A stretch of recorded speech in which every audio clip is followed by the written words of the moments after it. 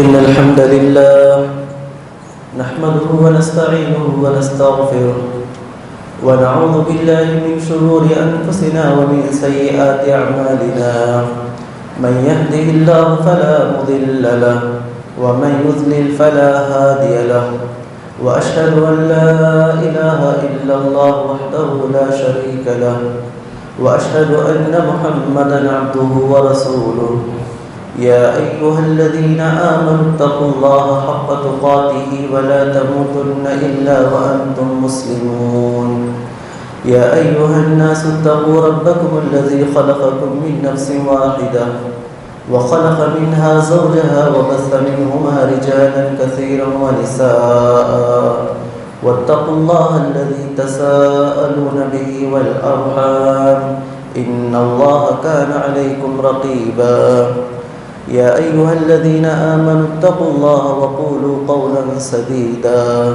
يصلح لكم أعمالكم ويغفر لكم ذنوبكم ومن يطع الله ورسوله فقد فاز فوزا عظيما أما بعد فإن خير الحديث كتاب الله وخير الهدي هدي محمد صلى الله عليه وسلم وشر الأمور محدثاتها وكل محدثة بدعة وكل بدعة ضلالة وكل ضلالة في النار أعوذ بالله من الشيطان الرجيم بسم الله الرحمن الرحيم ويسألونك عن الروح قل الروح من أمر ربي وما أوتيتم من العلم إلا قليلا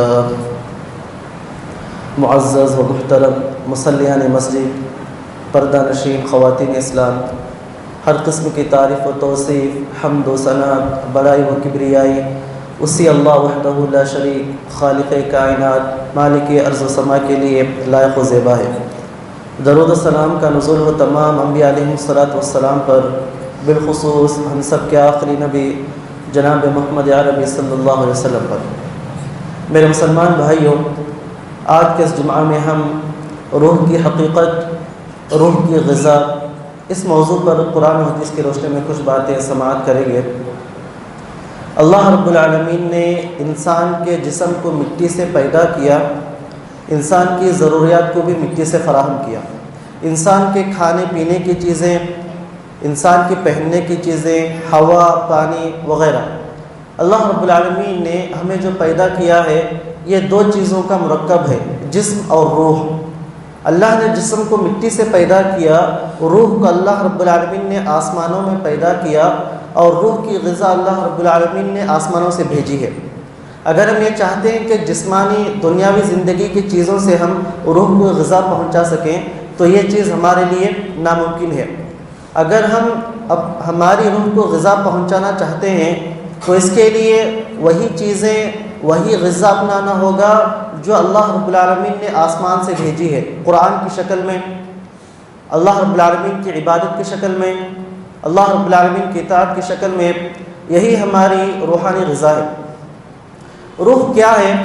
روح ایک جسم لطیف ہے، ایک باریک جسم ہے جسے ہم محسوس نہیں کر سکتے، نہ دیکھ سکتے ہیں، لیکن جب یہ روح جسم کے ساتھ ملتی ہے، مرکب ہوتی ہے، انسان 80 سال، 90 سال، 60 سال، 70 سال یہ انسان زندہ رہتا ہے، انسان اپنی زندگی بسر کرتا ہے۔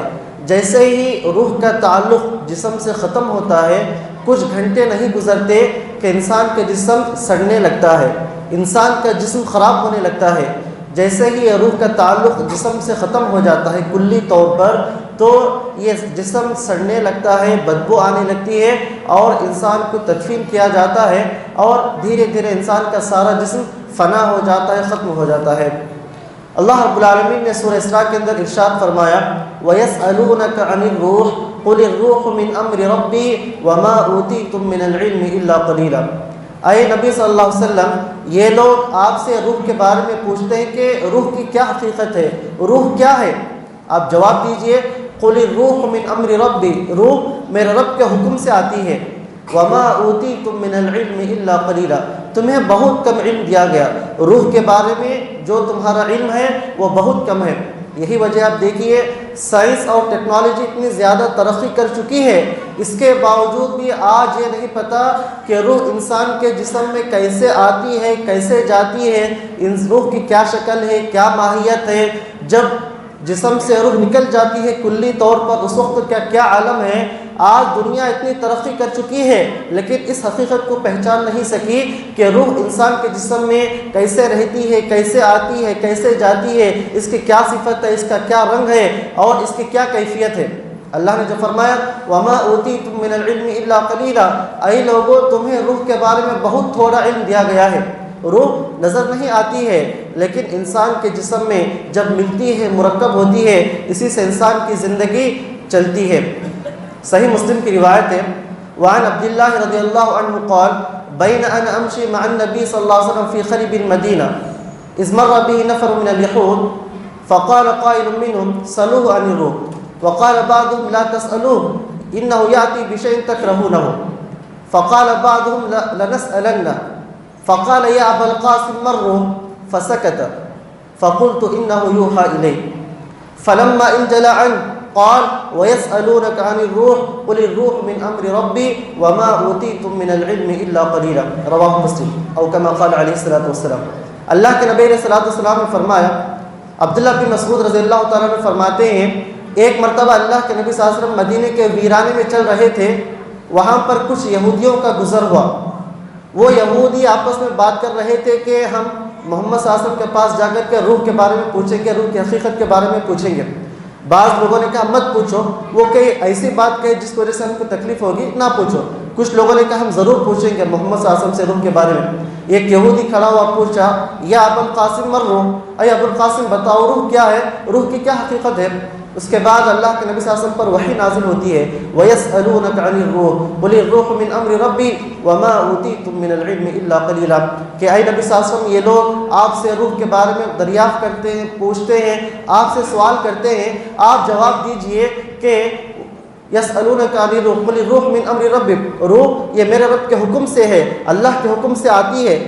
کچھ لوگ یہ سمجھتے ہیں کہ روح اللہ کا حصہ ہے، بعض مسلمان یہ سمجھتے ہیں کہ روح اللہ کا حصہ ہے، ایسا نہیں ہے، روح مخلوق ہے۔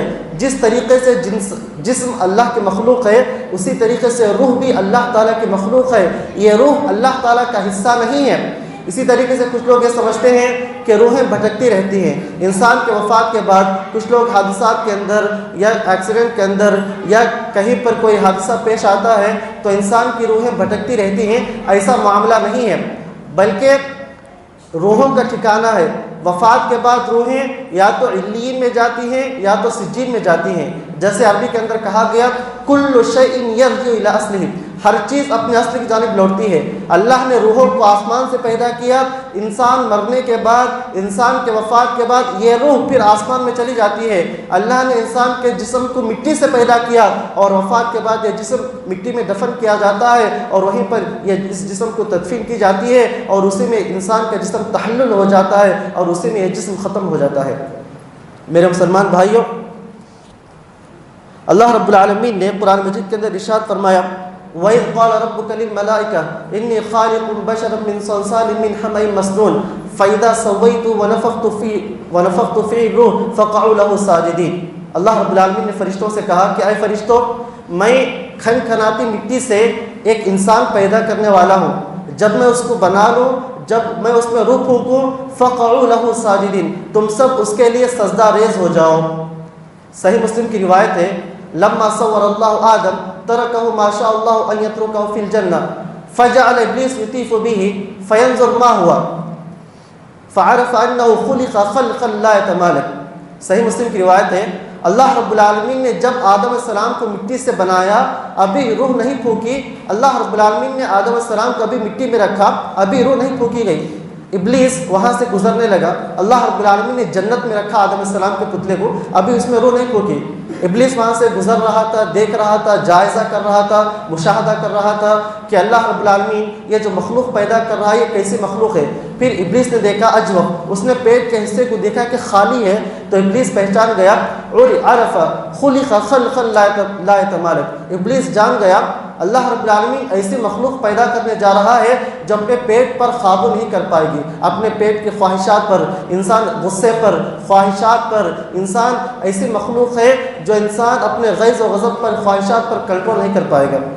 ترمذی کی روایت ہے اللہ رب العالمین نے جب آدم علیہ السلام کے اندر روح پھونکی، روح پھونکنے کے بعد آدم علیہ السلام کو چھینک آئی، آدم علیہ السلام نے اللہ کی اجازت سے الحمدللہ کہا، اللہ رب العالمین نے جواب دیا یرحمک اللہ یا آدم، اے آدم تجھ پر اللہ رحم کرے۔ پھر اللہ رب العالمین نے حضرت آدم علیہ السلام سے کہا جاؤ وہاں پر فرشتوں کی جماعت بیٹھی ہے، جا کر سلام کر آؤ۔ حضرت آدم علیہ السلام جاتے ہیں، سلام کر کے آتے ہیں، السلام علیکم ورحمۃ اللہ، فرشتے بھی جواب دیتے ہیں۔ پھر اللہ رب العالمین حضرت آدم علیہ السلام سے فرماتا ہے اے آدم یہ جو سلام کا طریقہ ہے یہ تمہارے لیے اور تمہاری ساری امت کے لیے سلام کا طریقہ ہے۔ پھر اللہ رب العالمین نے آدم علیہ السلام کی پیٹھ پر روحوں کو پیدا کیا، ذریت کو پیدا کیا، انسانوں کی روحوں کو پیدا کیا جو قیامت تک آنے والے انسان ہیں، اللہ نے ان تمام ارواح کو پیدا کیا۔ اس حدیث سے بات معلوم ہوتی ہے اللہ نے روحوں کو پہلے پیدا کیا، ارواح کو اللہ نے پہلے پیدا کیا، پھر جب دنیا میں بھیجنا ہوتا ہے، ماں کے پیٹ میں جب 4 مہینے کا عرصہ گزرتا ہے، پھر اس کے بعد اللہ رب العالمین روح کو داخل کرتا ہے۔ تو پھر اس کے بعد اللہ رب العالمین نے آدم علیہ السلام کو قیامت تک آنے والے تمام روحوں کو دکھایا۔ آدم علیہ السلام نے ان روحوں کو دیکھا، چمک رہے تھے، ایک روح کو دیکھا جو بہت زیادہ اس کے اندر چمک تھی۔ آدم علیہ السلام نے پوچھا اللہ یہ کس کی روح ہے؟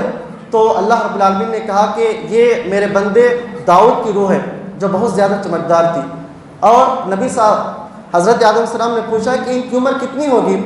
تو اللہ رب العالمین نے جواب دیا 60 سال۔ حضرت آدم علیہ السلام نے کہا اے اللہ تو ان کی عمر میں اضافہ کر دے اور کچھ بڑھا دے۔ تو اللہ رب العالمین نے کہا نہیں، جو فیصلہ لکھا گیا وہی ہوگا۔ پھر آدم علیہ السلام نے کہا اے اللہ رب العالمین میری عمر میں سے 40 سال داؤد علیہ السلام کے لیے میں دے دیتا ہوں، اضافہ فرما۔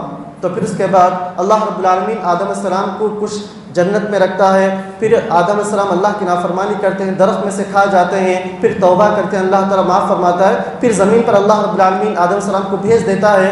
پھر آدم علیہ السلام کی جب موت کا وقت آتا ہے تو ملک الموت فرشتہ ان کے پاس آتا ہے روح قبض کرنے کے لیے۔ تو آدم علیہ السلام اس سے کہتے ہیں کہ ابھی میری عمر میں سے 40 سال باقی ہیں۔ تو فرشتہ کہتا ہے ہاں صحیح بات ہے، لیکن آپ نے اپنی عمر کے 40 سال داؤد کے لیے تم نے دے دیے تھے، تو اس لیے ابھی روح تمہاری دنیاوی زندگی کا وقت ہو چکا ہے۔ آدم علیہ السلام نے انکار کیا کیونکہ وہ بھول گئے، ملائے اعلیٰ کی جو بات تھی وہ بھول گئے۔ اللہ کے نبی صلی اللہ علیہ وسلم فرماتے ہیں فجحد آدم فجحدت ذریتہ فنسی آدم فنسیت ذریتہ، آدم علیہ السلام نے انکار کیا، آدم علیہ السلام کی ذریت بھی انکار کی، آدم علیہ السلام بھول گئے اور آدم علیہ السلام کی ذریت بھی بھول گئی، کیونکہ ملائے اعلیٰ کی باتیں انسان کو یاد نہیں رہتے ہیں۔ قرآن میں اللہ نے کہا الست بربکم، اللہ رب العالمین نے تمام انسانوں سے، قیامت تک آنے والے تمام انسانوں سے اللہ نے وعدہ لیا الست بربکم قالوا بلا شہدنا، تمام لوگوں کے ارواح سے اللہ رب العالمین نے وعدہ لیا، لیکن یہ ہمیں یاد نہیں ہے کیونکہ یہ ملائے اعلیٰ کی چیزیں ہیں۔ میرے مسلمان بھائیوں، اللہ رب العالمین نے ہماری روح کو آسمانوں میں پیدا کیا، اور ہماری روحانی غذا کیا ہے؟ اللہ کی عبادت کرنا ہے، اللہ تعالیٰ کی اطاعت کرنا ہے۔ جس طریقے سے ہمارا جسم ہوتا ہے، ہمارا جسم بھوکا ہوتا ہے، پیاسا ہوتا ہے، تھک جاتا ہے، ہمارا جسم کمزوری محسوس کرتا ہے، بالکل یہی معاملہ روح کا ہوتا ہے۔ ہمارے روح کے اندر کمزوری محسوس ہوتی ہے، ہماری روح بھی تھکتی ہے، ہماری روح کو بھی غذا کی ضرورت ہوتی ہے، لیکن آج ہم اپنے جسم کا بہت زیادہ خیال کرتے ہیں، جاتے ہیں اپنے جسم کو خوبصورت بنانے کی کوشش کرتے ہیں، جیسے ہی بیمار پڑتے ہیں ہم جاتے ہیں علاج کرواتے ہیں، ہم اپنے جسم کا مکمل طور پر ہم بندوبست کرتے ہیں، خیال کرتے ہیں، لیکن کیا ہم نے کبھی اپنی روح کا ہم نے خیال کیا ہے؟ ہم اپنی روحانی غذا کو، ہمارے روح کو جو غذا پہنچانی ہے، کیا ہم وہ غذا پہنچا رہے ہیں یا نہیں؟ روحانی غذا کیا ہے؟ بہت ساری چیزیں ہیں جو ہماری روحانی غذا ہیں، جن میں سے ایک چیز علم حاصل کرنا، علم شرعی حاصل کرنا، دینی علم حاصل کرنا، یہ ہماری روحانی غذا ہے۔ جیسا کہ اللہ کے نبی صلی اللہ علیہ وسلم نے فرمایا طلب العلم فریضۃ علی کل مسلم، کہ علم کا حاصل کرنا ہر مسلمان پر فرض ہے۔ جتنا زیادہ ہم علم حاصل کرتے ہیں، قرآن و حدیث پڑھتے ہیں، اس سے ہماری روح کو غذا ملتی ہے، ہماری روح کو تقویت ملتی ہے۔ ہر مسلمان کو بنیادی طور پر یہ جاننا چاہیے کہ اللہ رب العالمین کے بارے میں، اللہ کے کیا حقوق ہیں، اللہ رب العالمین کی ذات کے بارے میں۔ اللہ رب العالمین نے ہمیں پیدا کیا، اللہ ہمارا رب ہے، صرف اللہ کی بندگی کرنا ہے، توحید پر قائم رہنا ہے۔ نبی صلی اللہ علیہ وسلم کے بارے میں، نبی صلی اللہ علیہ وسلم پر ایمان لانا، نبی صلی اللہ علیہ وسلم کی اتباع کرنا، نبی صلی اللہ علیہ وسلم کی معرفت، دین اسلام کی معرفت، کم سے کم موٹی موٹی چیزیں ایک مسلمان، ہر مسلمان کو جاننا ضروری ہے۔ علم حاصل کرنا، علم یہ روحانی غذا ہے۔ اسی طریقے سے روحانی غذاؤں میں سے قرآن مجید کی تلاوت کرنا، غور و فکر کرنا، تدبر کرنا۔ اللہ نے قرآن مجید کو روح کہا ہے، وَكَذَلِكَ أَوْحَيْنَا إِلَيْكَ رُوحًا مِّنْ أَمْرِنَا مَا كُنْتَ تَدْرِي مَا الْكِتَابُ وَلَا الْإِيمَانُ کہ اے نبی ہم نے تمہاری جانب روح کو وحی کیا ہے، قرآن کو ہم نے وحی کیا ہے۔ ما كنت تدري ما الكتاب ولا الایمان، آپ نہیں جانتے تھے کتاب کیا ہے، ایمان کیا ہے۔ اللہ رب العالمین نے قرآن نازل کر کے نبی صلی اللہ علیہ وسلم کو اور ساری امت کو بتا دیا۔ یہ قرآن ہماری روحانی غذا ہے۔ جتنا زیادہ ہم قرآن کو پڑھیں گے، غور و فکر کریں گے، تدبر کریں گے، قرآن سے ہم ہدایت حاصل کریں گے، قرآن کے مطابق عمل کریں گے، یہی ہماری روحانی غذا ہے۔ اسی طریقے سے ساری عبادتیں، اللہ رب العالمین کا ذکر و اذکار، اللہ کو یاد کرنا، جتنا تعلق ہمارا اللہ تعالیٰ سے مضبوط ہوتا ہے اتنی زیادہ ہماری روح کو غذا ملتی ہے۔ اور جو آدمی جتنا زیادہ اللہ سے دور ہوتا ہے، نمازیں نہیں پڑھتا، ذکر و اذکار نہیں کرتا اور جو پابندی نہیں کرتا ہے، جتنا زیادہ اللہ رب العالمین سے دوری اختیار کرتا ہے، ہماری روح کو اس سے تکلیف ہوتی ہے۔ انسان ٹینشن میں آ جاتا ہے۔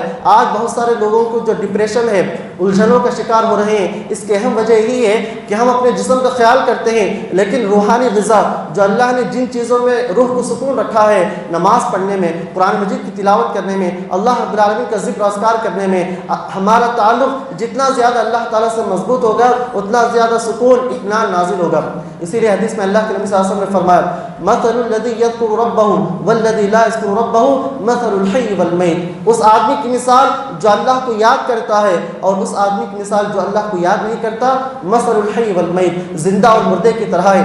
ایک آدمی زندہ ہے لیکن اللہ کا ذکر نہیں کرتا، اللہ کو یاد نہیں کرتا، وہ مردے کی طرح ہے۔ اسی لیے ذکر، اللہ کا ذکر، تسبیح، تحمید، تکبیر، اسی طریقے سے ہر اعتبار سے جو بھی اللہ کے ذکر کی چیزیں ہیں اس سے روحانی غذا حاصل ہوتی ہے۔ اسی طریقے سے نماز بھی ایک اہم عبادت ہے۔ بندہ جب نماز پڑھتا ہے تو اس کو بہت زیادہ سکون حاصل ہوتا ہے، ایسا لگتا ہے کہ آسمان سے کوئی چیز اس پر اتر رہی ہے، بشرطے کہ نماز ہم خشوع خضوع کے ساتھ پڑھیں، اطمینان کے ساتھ پڑھیں، مکمل شروط و آداب کے ساتھ پڑھیں۔ کچھ لوگوں کی شکایت ہوتی ہے کہ ہم نمازیں تو پڑھتے ہیں لیکن سکون حاصل نہیں ہوتا۔ ایسے لوگوں کو چاہیے کہ سکون سے نماز پڑھیں، اطمینان کے ساتھ نماز پڑھیں، خشوع و خضوع کے ساتھ نماز پڑھیں۔ ہم ایسے نماز پڑھیں گویا ہم اللہ کو دیکھ رہے ہیں، یا یہ تصور کریں کہ اللہ رب العالمین ہمیں دیکھ رہا ہے۔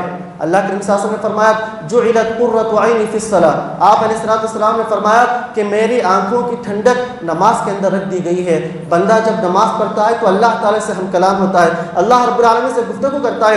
صحیح بخاری کی مشہور روایت ہے، بندہ جب سورہ فاتحہ پڑھتا ہے اللہ اس کا جواب دیتا ہے، بندہ جب الحمدللہ کہتا ہے تو اللہ کہتا ہے کہ میرا بندہ میری تعریف کر رہا ہے، میری حمد بیان کر رہا ہے، میری حمد و ثنا کر رہا ہے۔ پھر اللہ رب العالمین اس کا جواب دیتا ہے۔ جب بندہ کہتا ہے ایاک نعبد و ایاک نستعین، اللہ تعالیٰ کہتا ہے ھذا بینی و بین عبدی ولعبدی ما سأل، یہ میرے اور میرے بندے کے درمیان ہے اور میرا بندہ جو کچھ مانگے گا میں اس کو دے دوں گا۔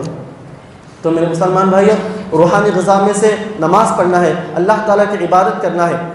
یہاں پر ایک سوال ہے کہ آج کچھ لوگ ایسے ہیں جو جنت و جہنم کا انکار کرتے ہیں، قرآن کا انکار کرتے ہیں، وحی کا انکار کرتے ہیں، کہتے ہیں کہ ہم نے ان چیزوں کو نہیں دیکھا۔ یہ تمام چیزیں، جنت ہے، جہنم ہے، اللہ رب العالمین ہے، فرشتے ہیں، یہ سب ایسی چیزیں ہیں جسے انسان محسوس نہیں کر سکتا ہے، نہ دیکھا ہے، نہ سنا ہے، نہ انسان اپنے حواس خمسہ کے ذریعے سے ان چیزوں کو نہیں دیکھا ہے۔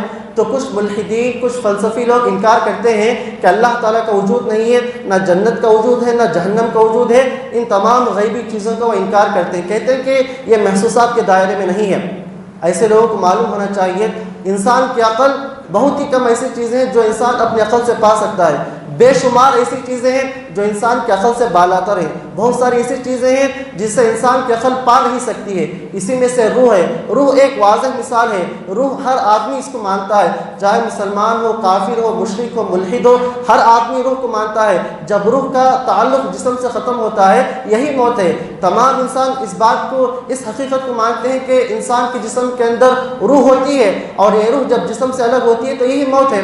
تمام لوگ اس کو مانتے ہیں، لیکن یہ روح آج سائنس اور ٹیکنالوجی اتنی ترقی کر چکی ہے، اب تک اس بارے میں پتہ نہیں کر پائے کہ روح کیسے آتی ہے، کیسے جاتی ہے، کیسے ہوتی ہے۔ تمام لوگ سامنے ہوتے ہیں، اور آدمی کا جب وفات کا وقت آتا ہے فرشتے اس کی روح نکال کر کے چلے جاتے ہیں، لیکن دیکھ نہیں پاتے۔ اللہ رب العالمین نے قرآن میں اس کا ذکر فرمایا، فلولا اذا بلغت الحلقوم، جب روح حلق تک آتی ہے، وَأَنْتُمْ حِينَئِذٍ تَنْظُرُونَ، تم دیکھتے ہو، جس آدمی کی وفات ہو رہی ہوتی ہے تم سامنے بیٹھ کر دیکھتے ہو، اس چیز کا مشاہدہ کرتے ہو۔ وَنَحْنُ أَقْرَبُ إِلَيْهِ مِنْكُمْ وَلَكِنْ لَا تُبْصِرُونَ، اور ہم اس سے بہت زیادہ قریب ہیں۔ یعنی اللہ رب العالمین فرماتا ہے کہ اللہ رب العالمین اپنے علم کے ذریعے سے، اور فرشتے اس آدمی کی روح قبض کرنے کے لیے آتے ہیں، بہت قریب ہوتے ہیں، لیکن اس میت کے آس پاس بیٹھے ہوئے لوگ ان فرشتوں کو دیکھ نہیں پاتے ہیں۔ فلولا ان کنتم غیر مدینین، اللہ نے کہا اگر تمہیں یقین نہیں ہے، اگر تمہیں مرنے کے بعد اٹھائے جانے پر یقین نہیں ہے، حساب و کتاب پر یقین نہیں ہے، بعث بعد الموت پر یقین نہیں ہے، آخرت پر یقین نہیں ہے، تو تم ایسا کرو، ترجعونها ان کنتم صادقین، اس روح کو دوبارہ لوٹاؤ، اس روح کو دوبارہ جسم کے اندر لوٹاؤ۔ اگر تم انکار کرتے ہو، اگر تم اللہ کا انکار کرتے ہو، آخرت کے دن کا انکار کرتے ہو، یہ روح جو جسم سے نکل چکی ہے اس روح کو دوبارہ اس جسم کے اندر لوٹا کر بتاؤ۔ اللہ نے چیلنج کیا ہے، اور اب تک یہ نہیں ہوا اور نہیں ہوگا۔ یہ اللہ رب العالمین کا علم ہے، اللہ رب العالمین اس کو خاص کیا ہے، اور یہ اللہ رب العالمین اس کے ذریعے سے انسان کو بتانا چاہتا ہے کہ انسان کا علم بہت محدود ہے، بہت کم ہے، انسان کو جو علم دیا گیا بہت کم ہے۔ جیسے پورے جتنا بڑا سمندر ہوتا ہے اس کے اندر جو قطرہ ہوتا ہے وہ انسانوں کا علم ہے، یہ پورا سمندر یہ اللہ رب العالمین کا علم ہے۔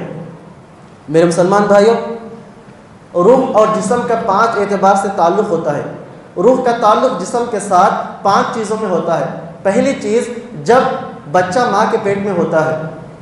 صحیح مسلم کی روایت ہے، عن عبد الله بن مسعود رضي الله عنه قال حدثنا رسول الله صلى الله عليه وسلم وهو الصادق المصدوق إن أحدكم يجمع خلقه في بطن أمه 40 يوما نطفة ثم يكون علقة مثل ذلك ثم يكون مضغة مثل ذلك ثم يرسل إليه الملك فينفخ فيه الروح ويؤمر ب4 كلمات بكتب رزقه وأجله وعمله وشقي أو سعيد فوالله الذي لا إله غيره إن أحدكم لا يعمل بعمل أهل الجنة حتى ما يكون بينه وبينها إلا ذراع فيسبق عليه الكتاب فيعمل بعمل أهل النار وإن أحدكم لا يعمل بعمل أهل النار حتى ما يكون بينه وبينها إلا ذراع فيسبق عليه الكتاب فيعمل بعمل أهل الجنة فيدخلها رواه مسلم۔ صحیح مسلم کی روایت ہے، عبداللہ بن مسعود رضی اللہ تعالیٰ عنہ سے روایت ہے کہ اللہ کے نبی صلی اللہ علیہ وسلم نے فرمایا تم میں سے ہر آدمی کی پیدائش ایسے ہوتی ہے کہ رحم مادر کے اندر 40 دن تک نطفے کی شکل میں ہوتا ہے، پھر 40 دن تک جمے ہوئے خون کی شکل میں ہوتا ہے، پھر 40 دن تک لوتھڑے کی شکل میں ہوتا ہے۔ جب 120 یعنی 4 مہینے جب گزرتے ہیں، ثم یرسل الیہ الملک، پھر فرشتے کو بھیجا جاتا ہے، فینفخ فیہ الروح، اللہ کے حکم سے، اللہ کی اجازت سے وہ فرشتہ اس ماں کے پیٹ میں جو بچہ ہے اس کے اندر وہ فرشتہ روح پھونکتا ہے۔ 4 چیزیں لکھی جاتی ہیں، بکت برزق، اس کا رزق لکھا جاتا ہے، اس کا رزق لکھا جاتا ہے، اس کا عمل لکھا جاتا ہے، وہ نیک بخت ہے، بدبخت ہے، اچھا ہے یا برا ہے، یہ چیزیں لکھی جاتی ہیں۔ تو گویا پہلا تعلق جسم اور روح کا پہلا تعلق رحم مادر کے اندر ہوتا ہے۔ 4 مہینے گزرنے کے بعد روح پھونکی جاتی ہے۔ اسی لیے علامہ البانی رحمہ اللہ نے کہا اگر 7ویں مہینے میں، 6 مہینے میں یا 8ویں مہینے میں، 9ویں مہینے میں اگر بچہ ساقط ہو جائے تو اس کے جنازے کی نماز پڑھی جائے گی، اس کا نام بھی رکھا جائے گا اور اس کی تدفین کی جائے گی اور اس کو غسل دیا جائے گا۔ اسی حدیث سے علامہ البانی نے استدلال کر کے کہا یہ پہلا تعلق ہوا۔ دوسرا تعلق دنیا میں، دنیا کے اندر جسم اور روح کا تعلق ہوتا ہے۔ اور تیسرا نیند کی حالت میں، انسان جب سوتا ہے ایک اعتبار سے اس کا تعلق روح اور جسم کا تعلق ہوتا ہے اور ایک اعتبار سے نہیں ہوتا ہے۔ انسان جب سوتا ہے تو ایک اعتبار سے اس کی روح نکل جاتی ہے لیکن کلی طور پر نہیں نکلتی ہے، جیسے موت کے عالم میں ہوتا ہے۔ قرآن مجید میں اللہ رب العالمین نے اس کا ذکر کرتے ہوئے فرمایا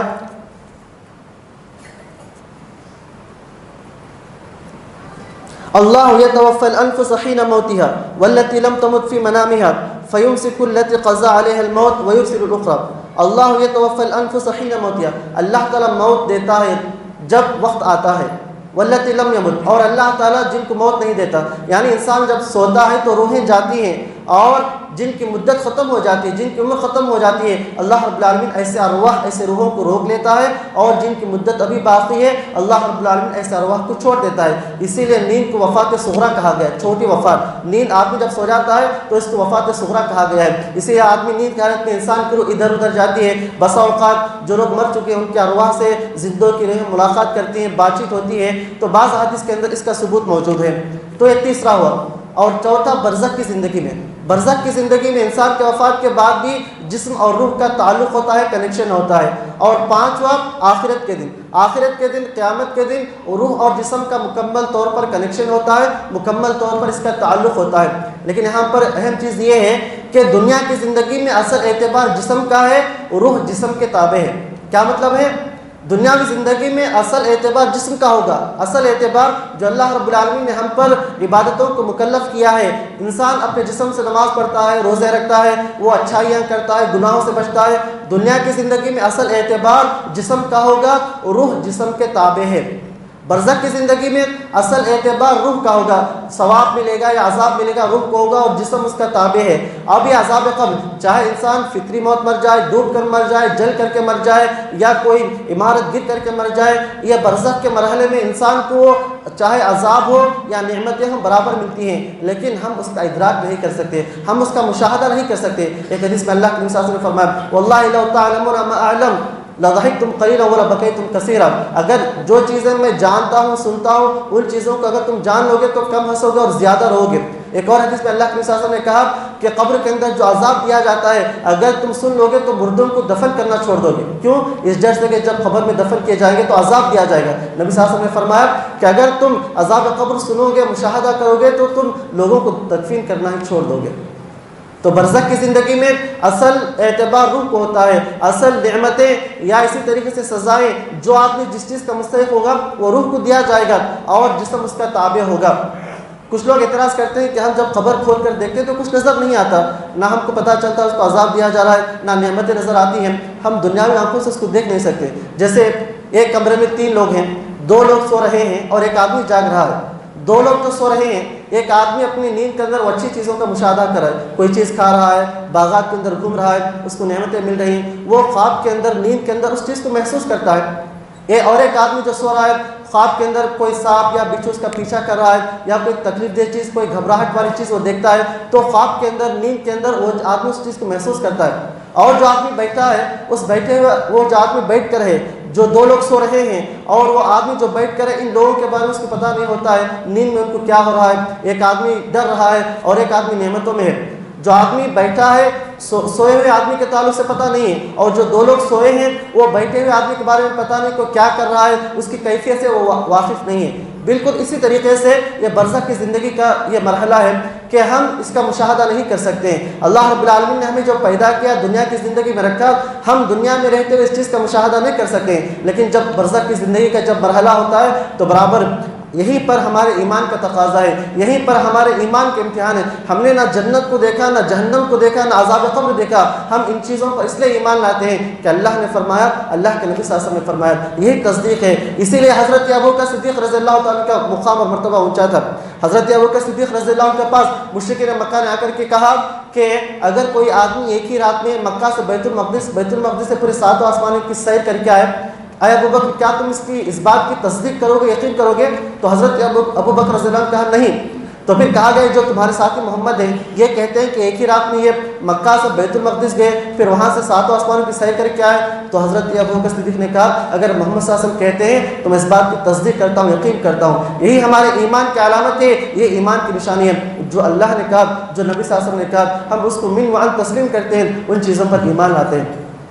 اسی طریقے سے جب آخرت کا مرحلہ ہوتا، جب آخرت کا مرحلہ ہوگا، جسم اور روح کا مکمل طور پر کنیکشن ہوگا، اور پھر چاہے نعمتیں ہوں گی تو جسم اور روح کو مکمل طور پر ملیں گی، جب عذاب دیا جائے گا تو مکمل طور پر دیا جائے گا۔ آدم السلام کو جب اللہ نے پیدا کیا تو 60 گز وہ لمبے تھے، تمام لوگ اتنی اونچائی پر ہوں گے، اور تمام لوگوں کی عمریں 33 سال ہوگی جو جنت میں جائیں گے۔ پھر اللہ رب العالمین تمام انسانوں کو اسی شکل پر پیدا فرمائے گا۔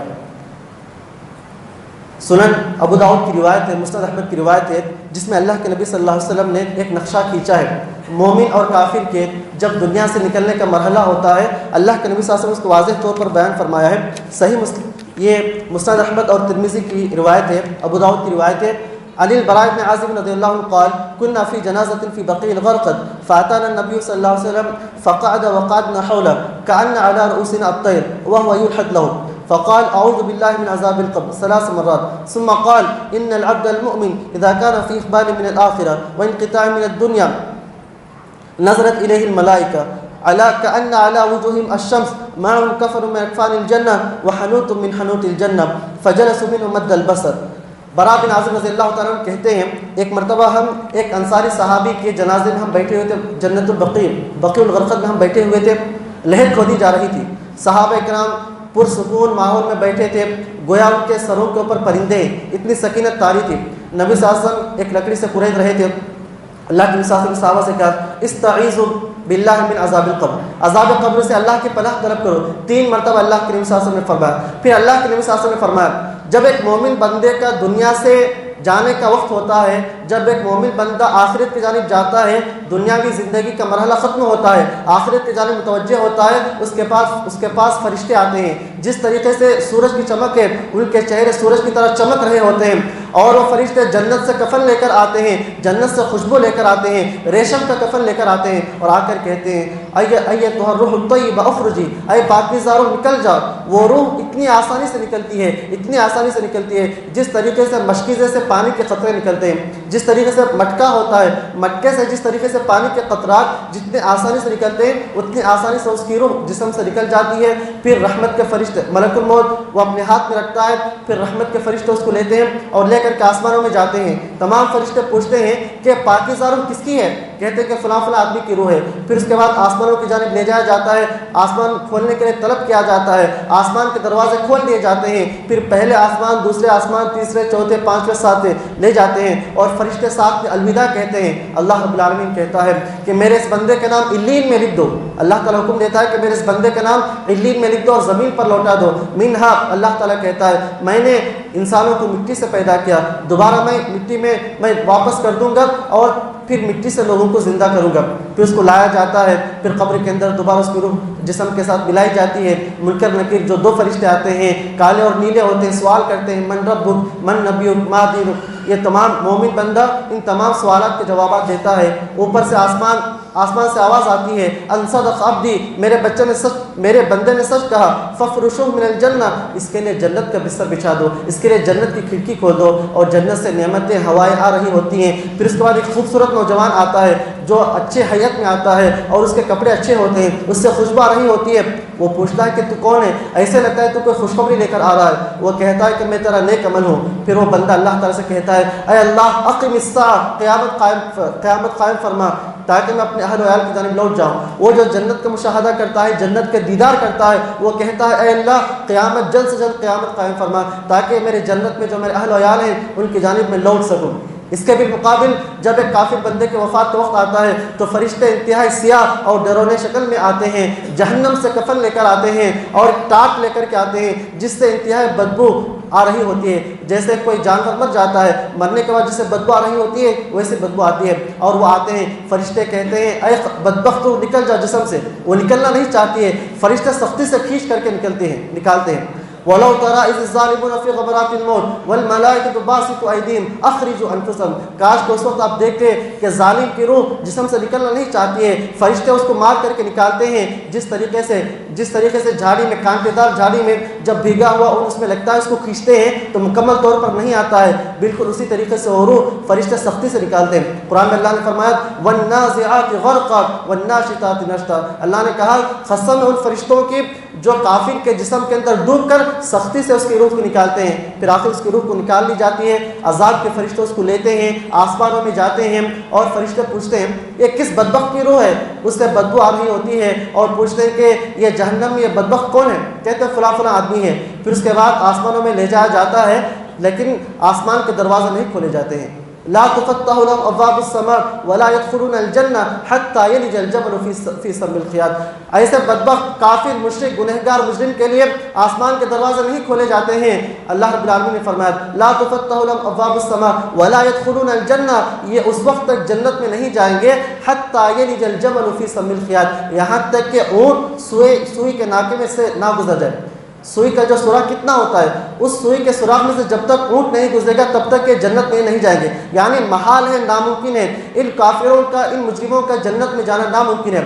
پھر اس کے بعد لوٹایا جاتا ہے, پھر فرشتے آ کے سوال کرتے ہیں, جواب نہیں دیتا, ہا ہا لا ادری, پوچھتے ہیں من ربک ما دینک من نبیک, وہ کہتا ہے ہا ہا لا ادری. پھر اوپر سے آواز آتی ہے کہ یہ جھوٹ کہہ رہا ہے. پھر اس کے بعد اس کے لیے جہنم کا بستر بچھایا جاتا ہے, جہنم کی گرم ہوائیں اس کے لیے آتی ہیں, اور پھر اس کے بعد ایک بدصورت نوجوان آتا ہے, وہ کہتا ہے تو کون ہے, ایسے لگ رہا ہے تو میرے لیے کوئی وعید لے کر آ رہا ہے. وہ کہتا ہے کہ میں تیرا برا عمل ہوں, جو دنیا میں تو نے برا عمل کر رکھا تھا, میں تیرا برا عمل ہوں. وہ اس کے ساتھ ہو جاتا ہے, وہ اس کے لیے خوشخبری دیتا ہے کہ خوش ہو جا, اب تیرے لیے ہلاکت اور بربادی ہے. وہ کہتا ہے اے اللہ قیامت قائم نہ فرما, کیونکہ قیامت اگر قائم ہوگی تو اس سے زیادہ سخت عذاب ہوگا. تو میرے مسلمان بھائیوں, اللہ رب العالمین نے ہمیں جو پیدا فرمایا ہے دنیا کی زندگی میں, اللہ رب العالمین نے جسم اور روح کو ساتھ اللہ نے ایک ساتھ جوڑا ہے. جس طریقے سے ہم ہمارے جسم کا خیال کرتے ہیں, کھاتے ہیں پیتے ہیں, خوبصورتی کا ہم خیال کرتے ہیں, جیسے ہی بیمار پڑتے ہیں ہم علاج کرواتے ہیں, اسی طریقے سے ہمیں ہمارے روح کے بارے میں غور و فکر کرنا ہے. ان چیزوں پر عمل کرنا چاہیے جو ہماری روح کی غذا ہے. ہماری روحانی غذا کیا ہے؟ اللہ کی عبادت ہے, اللہ کا ذکر و اذکار ہے, علم حاصل کرنا ہے, نمازیں پڑھنا ہے, قرآن مجید میں غور و فکر کرنا ہے, تدبر کرنا ہے. اللہ رب العالمین سے دعا ہے کہ اے الہ العالمین ہم سب کو علم نافع اور عمل صالح کی حاصل کرنے کی توفیق عطا فرما. اے الہ العالمین ہم سب کو جب تک دنیا میں رکھ, ایمان و اسلام کی حالت میں زندہ رکھ, اور جب ہمارا خاتمہ ہو تو خاتمہ بالخیر عطا فرما. اے الہ العالمین ہمارے گناہوں کو معاف فرما. اے اللہ ہماری نیکیوں کو قبول فرما.